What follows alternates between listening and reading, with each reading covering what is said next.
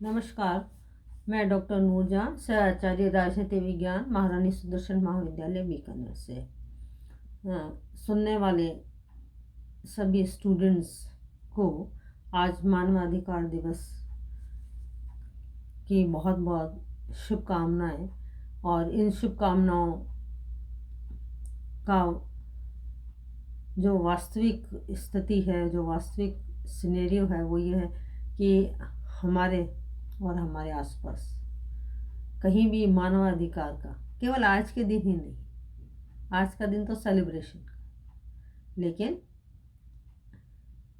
कभी भी हमारे और हमारे आसपास किसी के भी मानवाधिकारों का हनन ना हो, ऐसा प्रण लेने का दिन आज है और सेलिब्रेशन का दिन है। इसी के साथ मैं आज अपनी बात शुरू करना चाहूँगी। और एक बात और स्टूडेंट्स को याद दिला दूं कि मैं फाइनल ईयर में 9th पेपर जो है वो मानवाधिकार और कर्तव्य से संबंधित है। तो आप लोग पूरे उस पेपर को पढ़ रहे होंगे, है ना, और एग्ज़ाम भी दोगे, एग्ज़ाम पास भी करोगे। तो और हम पढ़ चुके हैं, तो आपकी हमारी ड्यूटी आज के दिन ज़्यादा बनती है कि हम इसका प्रचार प्रसार करें, और पूरे साल ड्यूटी ये बनती है कि कहीं इसका हनन नहीं हो, ये हमें इसकी वॉच रखनी होगी। मैं अपने ही टॉपिक पर आ जाऊं। राष्ट्रीयता के प्रकार हम लोग कर रहे थे। इससे पूर्व की कक्षा में राष्ट्रीयता के 5 प्रकार मैंने आपको बताए थे, और आप आज स्क्रीन पर देख रहे हैं कि राष्ट्रीयता के प्रकार के अंतर्गत मैं आपको फर्स्ट पॉइंट जो है, जन्म द्वारा राष्ट्रीयता। जन्म द्वारा राष्ट्रीयता को भूमि सिद्धांत के नाम से भी जाना जाता है ना। कुछ पुस्तकों में अगर आपको भूमि सिद्धांत के नाम से मिले तो आप कंफ्यूज ना होवें, दोनों का अर्थ एक ही है। जन्म द्वारा राष्ट्रीयता से तात्पर्य है बच्चों कि अगर एक व्यक्ति या माता पिता किसी देश में माता पिता किसी देश में रह रहे हैं, और उनसे होने वाली जो संतान है, उनसे होने वाली संतान को कौन सी राष्ट्रीयता मिलेगी? उनके माता पिता की राष्ट्रीयता मिलेगी। अर्थात भूमि या जन्म संबंधी जो सिद्धांत है राष्ट्रीयता का देने का जो प्रकार है, वो रक्त संबंध पर निर्भर करता है। ठीक है, ये एक सामान्य बात है। इसमें कुछ चीजें और क्रिटिकल है। जैसे अगर कोई बच्चा अवैध संतान के रूप में, तो उसका क्या किया जाए? तो अंतर्राष्ट्रीय कानून ये कहता है कि अगर कोई संतान अवैध है तो उसे मां की राष्ट्रीयता दी जाएगी। ठीक है, इसमें एक तीसरी स्थिति और आती है, युद्ध या वायुयान में अगर किसी बच्चे का जन्म हो जाए। देखो, उसके माता पिता जो हैं वो मान लीजिए अवैध संतान नहीं है या अवैध संतान है, या वो अपने, दोनों ही सिचुएशन हो सकती है, वो अपने रक्त संबंध पर भी निर्भर है। यानी उसके माता पिता उसके साथ हैं, या माता पिता उसके एक देश के हैं, या वो अवैध संतान है और उसकी माँ की राष्ट्रीयता वो निश्चित है। लेकिन वो, उसकी माँ जो है उस समय, उसकी जो मदर है, वो किसी युद्धपोत नहीं है बच्चों, ये थोड़ा सा चेंज कर लेते हैं हम इसको। ये है अपने जलपोत, है ना। जलपोत में, जलपोत से मतलब है जहाज, किसी जहाज पर या किसी वायुयान में उस बच्चे का जन्म हो जाता है।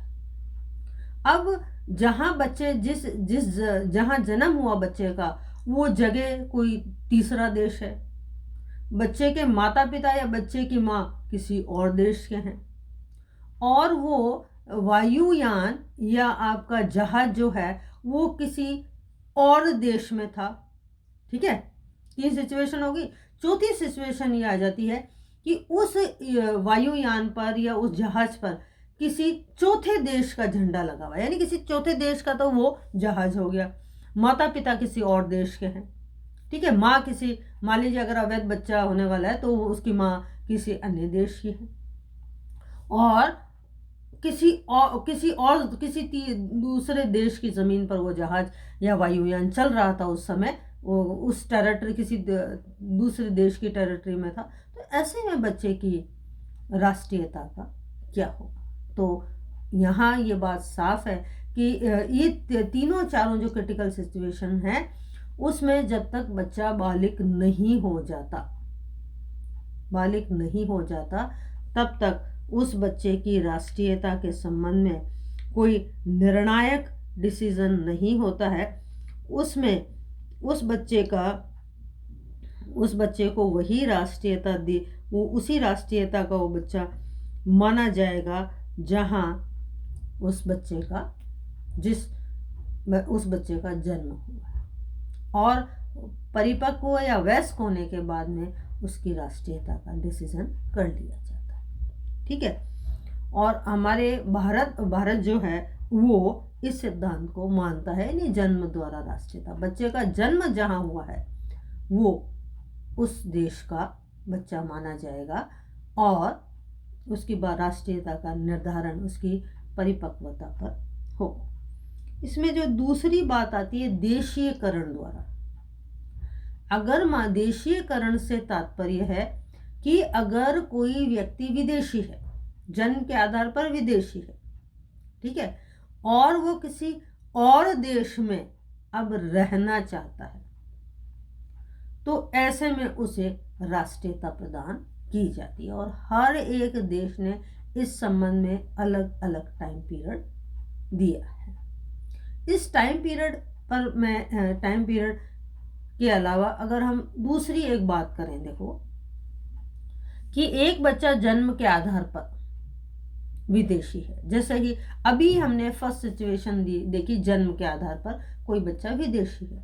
फॉर एग्जाम्पल बच्चे का जन्म अर्जेंटीना में हुआ, लेकिन वो बच्चा संबंध रखता है भारत से, ठीक है, भारत के उसके माता पिता हैं, और जिस वायुयान पर वो सफ़र कर रहा था या जिस जहाज़ पर वो सफ़र कर रहा था वो किसी तीसरे मुल्क का, यानी सऊदी अरब का वो जहाज़ था।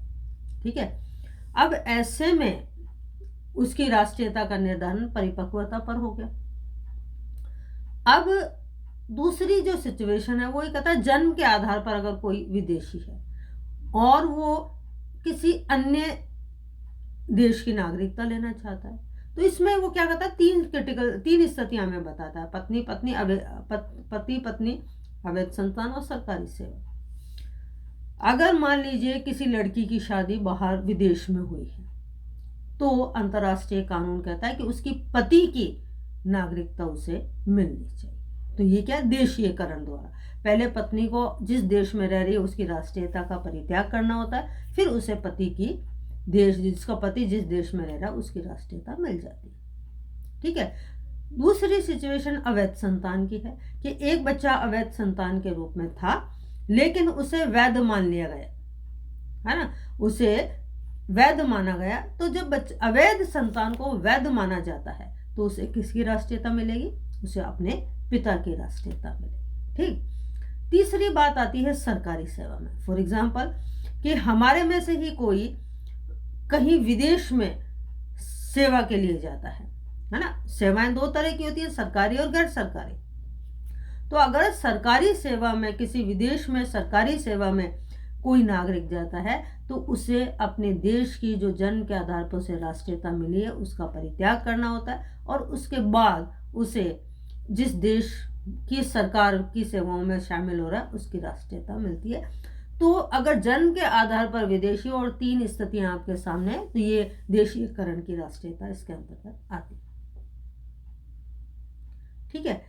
फिर आता है पुनः प्राप्ति द्वारा राष्ट्रीयता। पुनः प्राप्ति से तात्पर्य कि अगर किसी व्यक्ति को देशीयकरण के आधार पर किसी और देश की राष्ट्रीयता मिल गई है, ठीक है, अब वो 10 साल 15 साल 20 साल जो भी सिचुएशन है, हो सकता है 10-20 दिन, ऐसी स्थिति में उसे ये लगता है जब देशीयकरण की जब कोई नागरिक किसी देश में रह रहा है, लंबे समय से रह रहा है, जन्म से रह रहा है, ठीक है, तो ऐसे में क्या होता है कि लंबे समय तक रहने के बाद उसे अपने देश की पुनः राष्ट्रीयता लेनी होती है। तो उसे क्या करना पड़ता है कि जिस देश की राष्ट्रीयता उसने ले रखी थी उस देश की राष्ट्रीयता का उसे त्याग करना पड़ता है और पुनः वो अपने देश में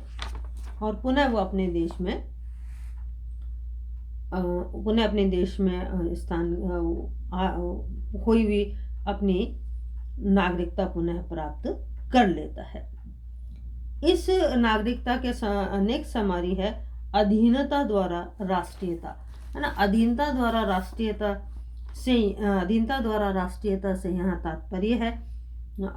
तात्पर्य है कि एक राज्य जो विजयी होकर दूसरे राज्य पर विजयी होकर उस राज्य को अपने क्षेत्र में मिला लेता है ना, वहाँ अपना आधिपत्य स्थापित कर लेता है। ऐसे में वहाँ जितने भी नागरिक हैं जिसको उसने अपने अधिकार में लिया है उन सारे लोगों को वो अपना निवासी मानता है, अपनी नागरिकता प्रदान करता है। और ये वर्ल्ड लेवल पर 1870 में फ्रांस और जर्मनी के बीच जो इस तरह की प्रतिक्रिया हुई उसका परिणाम हमारे सामने है।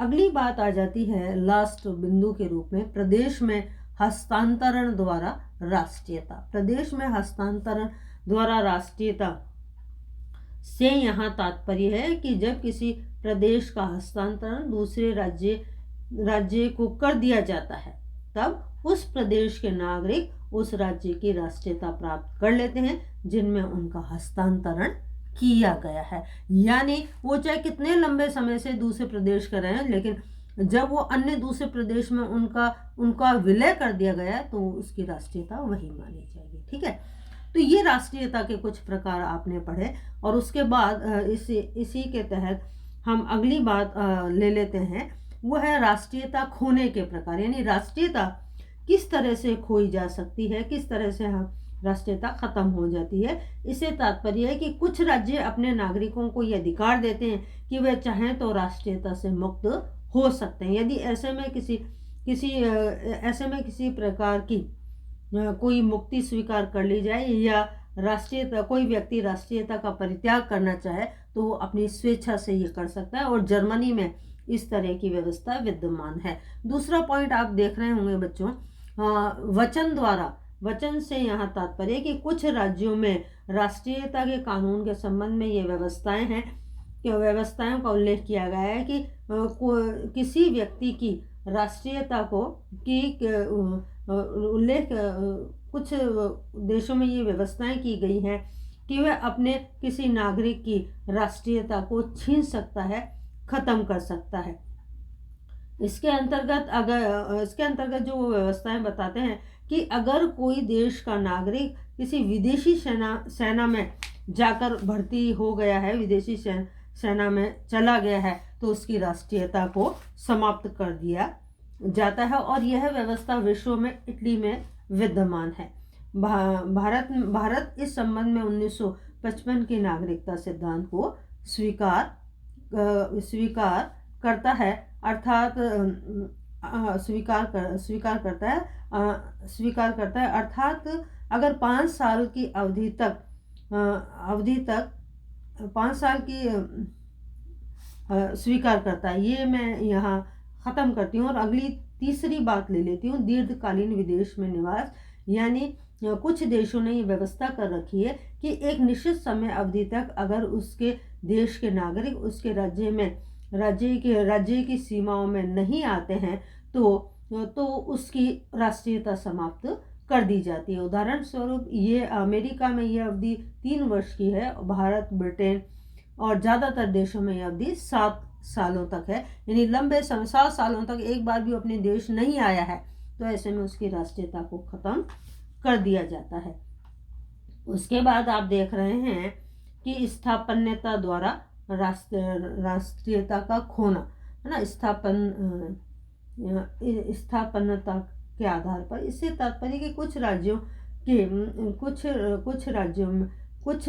ने ये व्यवस्था कर रखी है कि नागरिकों को विदेश में रहने या नागरिकों को विदेश में देशीकरण द्वारा जो राष्ट्रीयता प्राप्त हो जाती है उस राष्ट्रीयता को वो हाँ उस राष्ट्रीयता को अगर वो चाहें तो स्वयं समाप्त कर सकते हैं।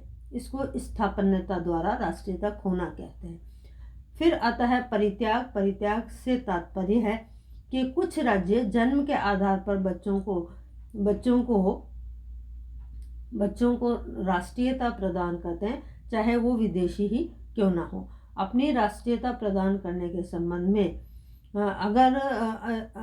राष्ट्रीयता प्रदान करने के संबंध में यदि बालक वयस्क होता है और वयस्क होने के बाद में वो अपने देश की राष्ट्रीयता का चुनाव करता है, तो जिस देश का नागरिक उसे घोषित किया गया है उस देश में का नागरिक वो नहीं रहना चाहता, वो उसकी राष्ट्रीयता का परित्याग करके अगर दूसरे अपने माता पिता या अपनी माँ की राष्ट्रीयता प्राप्त करना चाहता है, तो ऐसे में दी गई राष्ट्रीयता का वो परित्याग करके अपने माता पिता या अपनी माँ की राष्ट्रीयता प्राप्त कर सकता है। तो ये राष्ट्रीयता से संबंधित कुछ बातें थी। और इसमें 2 बिंदु और अगर आप पुस्तकों में देखेंगे, वो है दोहरी नागरिकता और राज्य विहीनता। यानी दोहरी नागरिकता से यहाँ मतलब है कि एक समय में एक बच्चा या एक व्यक्ति को 2 नागरिकता मिलना। जैसे कि ये सिचुएशंस मैंने आपको बताई, एक बच्चा वयस्क होने तक अगर उसके माता पिता किसी इस देश के हैं जो जन्म के आधार पर राष्ट्रीयता मानते हैं, तो वो अपने बच्चे को उस देश का नागरिक मानते हैं, और उसका जन्म जिस स्थिति के आधार पर हुआ है उस आधार पर वो किसी अन्य देश का नागरिक है। अतः दोहरी नागरिकता इसे कहते हैं जब एक व्यक्ति एक ही समय में 2 देशों की दो राष्ट्रीयताओं की स्वीकृति उसके साथ होती है। और राज्य विहीनता से तात्पर्य कि वो लोग जो सीमाएं पार कर जाते हैं या उन्होंने अपनी देश की राष्ट्रीयता का परित्याग तो कर दिया लेकिन दूसरे देश ने उसे अपनी देश की नागरिकता नहीं दी है, तो ये सिचुएशंस जो हैं वो नागरिकता विहीन कहलाती हैं। मैं आज के लिए इतना ही कहना चाहूँगी। धन्यवाद।